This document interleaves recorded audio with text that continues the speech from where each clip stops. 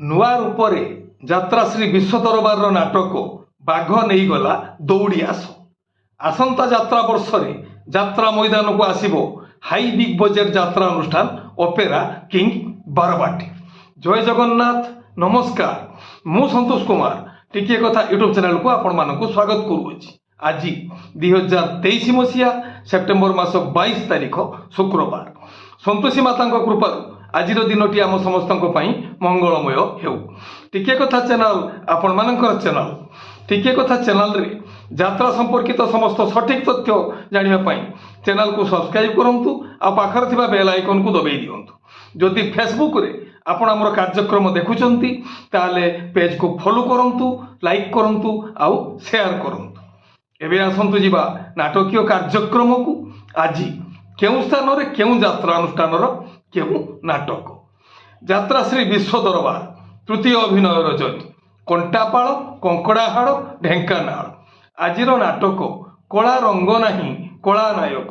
ରଚନା doctor ରଞ୍ଜିତ ଲେଙ୍କା, ନିର୍ଦ୍ଦେଶନା କିଶୋର ଖଣ୍ଡୁଆଳ, ସଙ୍ଗୀତ ବିକାଶ ଶୁକ୍ଳା।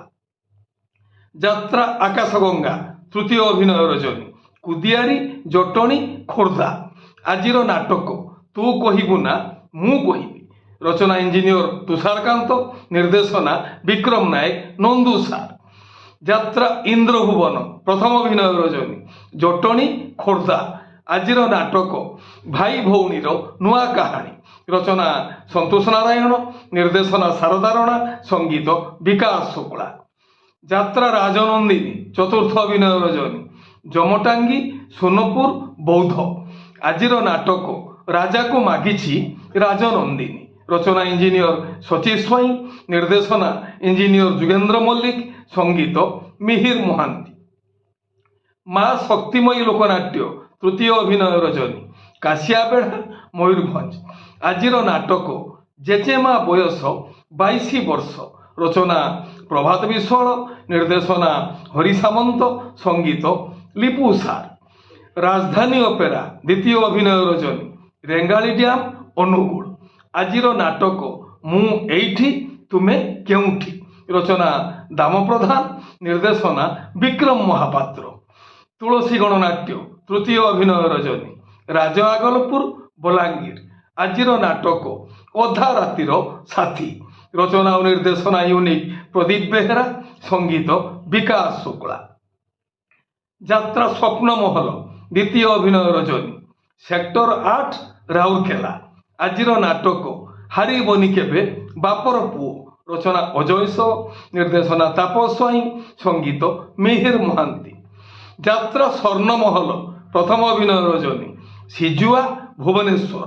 ଆଜିର ନାଟକ ରଜା ଘର କଥା ମନେ ରଖିଥା।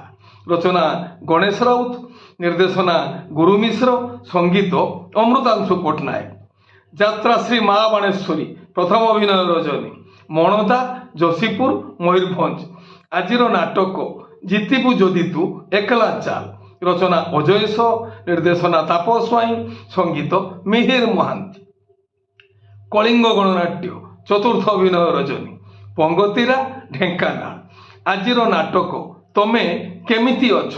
ରଚନା ସୁକାନ୍ତ ମଲ୍ଲିକ, ନିର୍ଦ୍ଦେଶନା ଯାତ୍ରା ସୁପରଷ୍ଟାର ସୁରେଶ ପଣ୍ଡା, ସଙ୍ଗୀତ ମିହିର ମହାନ୍ତି। ଯାତ୍ରା ଦୁର୍ଗା ମନ୍ଦିର ତୃତୀୟ ଅଭିନୟ ରଜନୀ, ଜଟଣୀ ଖୋର୍ଦ୍ଧା। ଆଜିର ନାଟକ କାନ୍ଦେନା ଲୁହ ସରିଯିବ। ରଚନା ଡକ୍ଟର ଦୀପକ ଜେନା, ନିର୍ଦ୍ଦେଶନା ବିକ୍ରମ ନାୟକ, ନନ୍ଦୁସାର, ସଙ୍ଗୀତ ଅମୃତାଂଶୁ ପଟ୍ଟନାୟକ। ଓଁ ଶ୍ରୀ ବାଘାଜ୍ୟୋତି ଲୋକନାଟ୍ୟ ସପ୍ତମ ଅଭିନୟ ରଜନୀ, ପାରାଦୀପ ଜଗତସିଂହପୁର। ଆଜିର ନାଟକ ଜୀବନ ଭାସୁଛି ଆଖି ଲୁହରେ। ରଚନା ଡକ୍ଟର କୈଳାସ ମଲ୍ଲିକ, ନିର୍ଦ୍ଦେଶନା ଲାଲା ବୀରେନ ରାୟ, ସଙ୍ଗୀତ ମିହିର ମହାନ୍ତି। ଅପେରା ଅଶୋକ ସମ୍ରାଟ ଦ୍ୱିତୀୟ ଅଭିନୟ ରଜନୀ, ମହୁଲପୁଞ୍ଜି ଭାପୁର ଢେଙ୍କାନାଳ। ଆଜିର ନାଟକ ପଚାରନା ମୁଁ କେମିତି ଅଛି। ରଚନା ପପୁ ବ୍ରହ୍ମ, ନିର୍ଦ୍ଦେଶନା ରଞ୍ଜନ ବିଶ୍ୱାଳ, ସଙ୍ଗୀତ ମିହିର ମହାନ୍ତି। ଗୌରୀ ଗଣନାଟ୍ୟ ତୃତୀୟ ଅଭିନୟ ରଜନୀ, ପଡ଼ିଆ ବାହାଲ ସମ୍ବଲପୁର। ଆଜିର ନାଟକ ଲାଗିଲାରେ ପ୍ରୀତି ରଙ୍ଗ ଲାଗିଲା। ରଚନା ଅରୁଣ ବାରିକ, ନିର୍ଦ୍ଦେଶନା ଇଞ୍ଜିନିୟର ଯୁଗେନ୍ଦ୍ର ମଲ୍ଲିକ।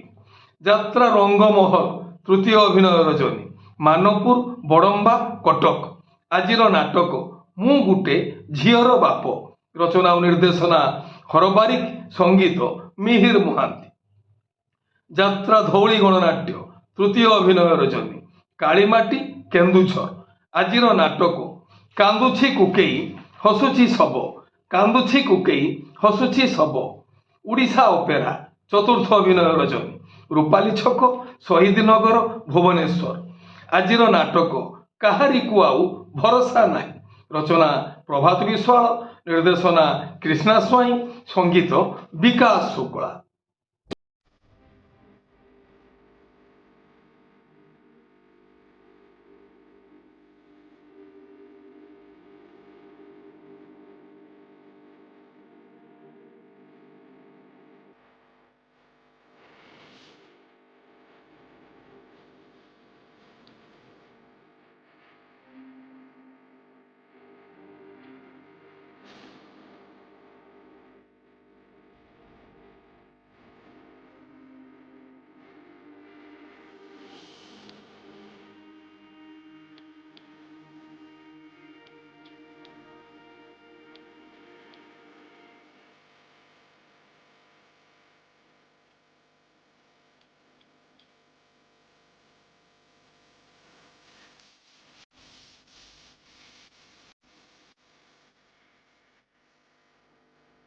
ଆପଣମାନେ ଜାଣିଲେ ଆଜି କେଉଁ ସ୍ଥାନରେ କେଉଁ ଯାତ୍ରା ଅନୁଷ୍ଠାନ କେଉଁ ନାଟକ ମଞ୍ଚସ୍ଥ କରିବ।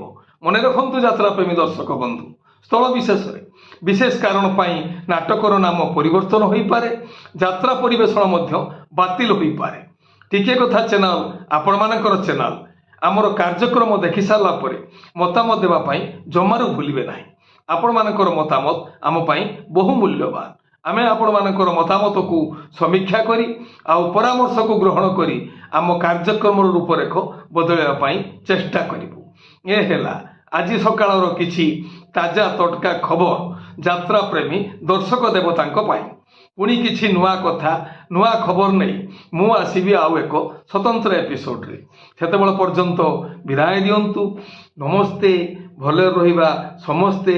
ଜୟ ଜଗନ୍ନାଥ।